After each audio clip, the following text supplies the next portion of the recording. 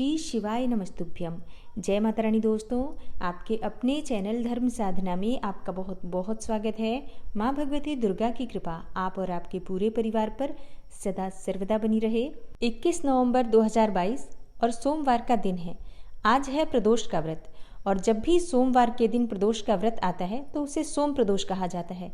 और शास्त्रों के अनुसार सोम प्रदोष के दिन भगवान भोलेनाथ की पूजा आराधना करने मात्र से ही मन की समस्त कामनाएं पूर्ण हो जाती हैं।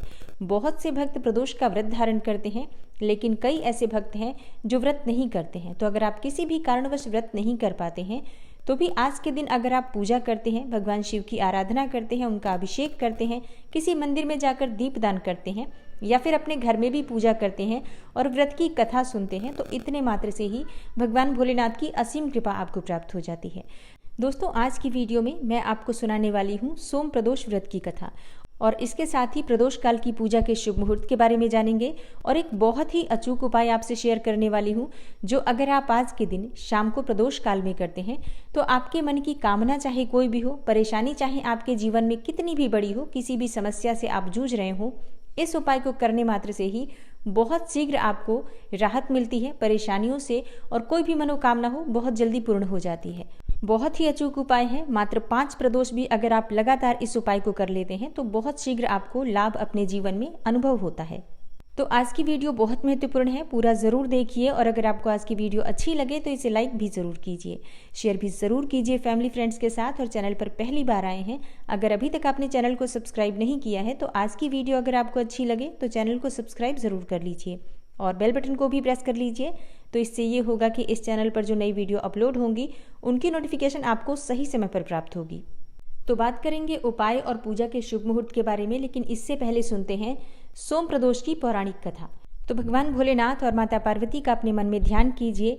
ओम उमा महेश्वराय नमः इस मंत्र का उच्चारण कीजिए और इसके बाद पूरे भक्ति भाव से इस कथा का श्रवण करते हैं। सोम प्रदोष व्रत की पौराणिक कथा के अनुसार एक नगर में एक ब्राह्मणी रहती थी। उसके पति का स्वर्गवास हो गया था। उसका अब कोई भी आश्रयदाता नहीं था, इसलिए प्रातःकाल होते ही वह अपने पुत्र के साथ भीख मांगने निकल पड़ती थी, क्योंकि भिक्षाटन से ही वह स्वयं और अपने पुत्र का पेट पालती थी। एक दिन ब्राह्मणी जब घर लौट रही थी तो उसे एक लड़का घायल अवस्था में कराहता हुआ मिला। ब्राह्मणी दयावश उसे अपने घर ले आई। वह लड़का विदर्भ का राजकुमार था।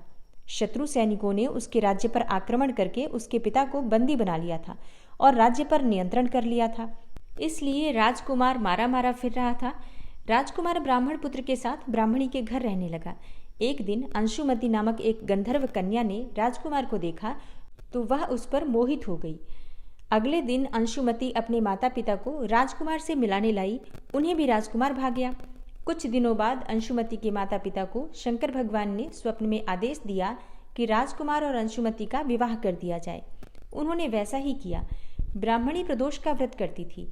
उसके व्रत के प्रभाव और गंधर्वराज की सेना की सहायता से राजकुमार ने विदर्भ से शत्रुओं को खदेड़ दिया और पिता के राज्य को पुनः प्राप्त करके आनंद पूर्वक रहने लगा। राजकुमार ने ब्राह्मण पुत्र को अपना प्रधानमंत्री बनाया। ब्राह्मणी के प्रदोष व्रत के महात्म्य से जैसे राजकुमार और ब्राह्मण पुत्र के दिन फिरे, वैसे ही शंकर भगवान अपने दूसरे भक्तों के भी दिन फेरते हैं। इसलिए सोम प्रदोष का व्रत करने वाले सभी भक्तों को यह कथा अवश्य पढ़नी अथवा सुननी चाहिए। ओम उमा महेश्वराय नमः। त्रयोदशी तिथि का प्रारंभ हो रहा है 21 नवंबर को सुबह 10:07 पर और समाप्त होगी 22 नवंबर को सुबह 8:49 पर। और प्रदोष काल की पूजा का शुभ मुहूर्त है शाम को 5:34 से 8:14 तक। दोस्तों, अगर आप प्रदोष व्रत के संपूर्ण नियम और पूजा विधि के बारे में जानना चाहते हैं तो चैनल पर वीडियो पहले से अपलोड है, आप उसे ज़रूर देख लीजिए। और हाँ, उस वीडियो में भी बहुत सारे अचूक उपाय बताए गए हैं। अगर आप चाहें तो उस वीडियो में दिए गए उपाय भी कर सकते हैं। बात करें आज के उपाय के बारे में तो शाम के समय प्रदोष काल में जैसे कि भगवान भोलेनाथ की पूजा आराधना की जाती है तो प्रदोष काल का ही विशेष महत्व होता है। वैसे आप चाहें तो सुबह भी कर सकते हैं, लेकिन प्रदोष व्रत में संध्या काल में जब त्रयोदशी तिथि होती है उस समय का विशेष महत्व होता है। अगर उस समय में आप पूजा करते हैं तो उसका ज़्यादा श्रेष्ठ फल आपको प्राप्त होता है, क्योंकि शास्त्रों के अनुसार भगवान भोलेनाथ कैलाश पर्वत पर रजत भवन में नृत्य करते हैं और बहुत ही प्रसन्न मुद्रा में होते हैं। तो ऐसे समय में शिव और शक्ति की जब आराधना की जाती है तो उसका फल बहुत अधिक प्राप्त होता है।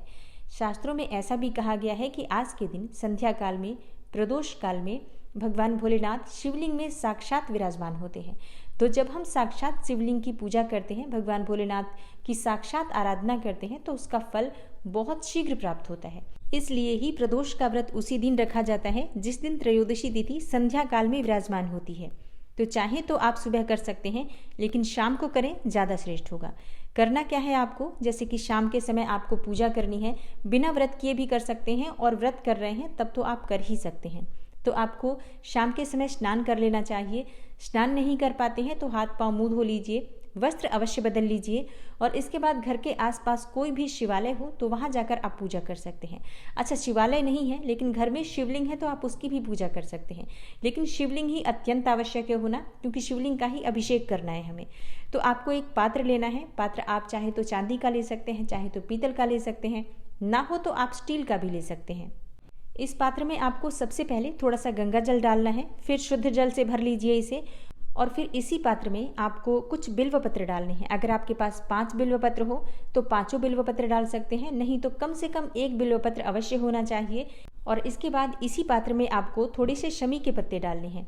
अच्छा, ये सभी चीज़ें अत्यंत आवश्यक हैं, आपके पास होनी ही चाहिए, तभी ये उपाय आपके लिए बहुत शीघ्र काम करता है।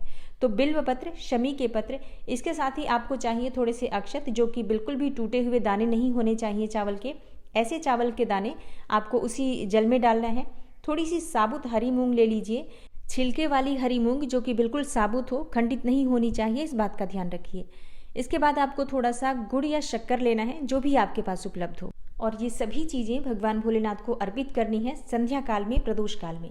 जो शुभ मुहूर्त मैंने आपको बताया है उसी शुभ मुहूर्त में आपको पूजा करना है। तो भगवान भोलेनाथ के सामने एक शुद्ध घी का दीपक प्रज्वलित कर लीजिए और अपने मन की जो कामना है वो भगवान भोलेनाथ से कहिए। इसके बाद भगवान भोलेनाथ से उसे पूर्ण करने के लिए प्रार्थना कीजिए। और फिर जो आपके पास पात्र है, पात्र में जो सामग्री है, सभी चीज़ें भगवान भोलेनाथ को आप अर्पित करेंगे। इन्हीं वस्तुओं से आपको भगवान भोलेनाथ का जलाभिषेक करना है। और जलाभिषेक करते समय आपको मंत्र उच्चारण अवश्य करना है। आप चाहें तो शिव तांडव स्तोत्र का पाठ कर सकते हैं, या फिर आप शिव रुद्राष्टक का पाठ कर सकते हैं। और अगर आप ये चीज़ें नहीं कर पाते हैं तो सिर्फ ओम नमः शिवाय इस मंत्र का उच्चारण कीजिए। तो जलाभिषेक करते समय आपको ओम नमः शिवाय इस प्रकार से मंत्रोच्चारण करते रहना है। और जल अर्पित करते समय पतली धार होनी चाहिए जल की। जितना अधिक समय तक आप जल अर्पित कर पाएं, थोड़ा बड़ा पात्र लेकर जाइए, ताकि मंत्रोच्चारण आप ज़्यादा समय तक कर पाएं। देखिए, रुद्राभिषेक का महत्व इसीलिए ज़्यादा होता है क्योंकि बहुत देर तक हम भगवान शिव के मंत्रों के जप के साथ उनका अभिषेक करते हैं। तो जब हम जल अर्पित करते हैं, भगवान शिव का अभिषेक करने जाते हैं, तो पात्र थोड़ा बड़ा लेकर जाना चाहिए और बिल्कुल पतली धार बनाकर मंत्रोच्चारण के साथ जल अर्पित करना चाहिए। और पूरा प्रयास करना चाहिए कि जल की धार टूटे नहीं, एक धार में हम पूरा जल अर्पित कर पाएं। तो प्रयास तो जरूर कीजिए। बाकी अगर धार टूटती है तो भी मन में कोई संशय मत रखिए।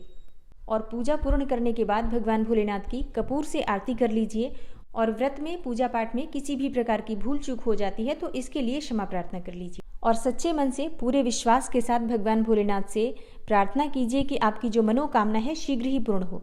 और हाँ, धैर्य बनाए रखिए, भगवान भोलेनाथ पर विश्वास रखिए। हो सकता है आपकी मनोकामना पूर्ण होने में थोड़ा समय लगे, लेकिन अगर आप भगवान भोलेनाथ की शरण में बने रहेंगे तो वही होगा जो आपके लिए अच्छा होगा। तो अपने मन में विश्वास पूरा रखिए। और इस उपाय को आप प्रत्येक प्रदोष के दिन कर सकते हैं। किसी भी दिन प्रदोष का व्रत पड़े, आप इस उपाय को कर सकते हैं। और अगर आप चाहें तो हर सोमवार को भी आप ये उपाय कर सकते हैं, सुबह या शाम किसी भी समय कर सकते हैं। और हाँ, कोई भी इस उपाय को कर सकता है, पुरुष भी कर सकते हैं, स्त्रियां भी कर सकती हैं। आप चाहें तो अपने बच्चों से भी करवा सकते हैं। जो बच्चे पढ़ाई में कमज़ोर हैं, जिनकी सफलता में बाधाएं आ रही हैं, वो सभी बच्चे इस उपाय को कर सकते हैं। विवाह के लिए, या फिर धन की प्राप्ति के लिए, संतान की प्राप्ति के लिए, या सौभाग्य के लिए, या फिर नौकरी में, व्यापार में कोई भी परेशानी आ रही है, सफलता चाहते हैं, तो इस उपाय को कर सकते हैं। मतलब किसी भी मनोकामना के लिए आप इस उपाय को कर सकते हैं। और जीवन में कोई भी परेशानी हो, कोई भी बाधा हो, किसी भी प्रकार का संकट आपके जीवन में हो, आप इस उपाय को करेंगे तो निश्चित ही आपको लाभ होगा। तो अच्छी लगी हो वीडियो तो वीडियो को लाइक कीजिए और शेयर भी ज़रूर कीजिए। चैनल पर पहली बार आए हैं, अगर आपको ये वीडियो अच्छी लगी हो तो वीडियो को लाइक करके शेयर भी कीजिए और चैनल को सब्सक्राइब करके बेल आइकन को भी ज़रूर प्रेस कर लीजिए।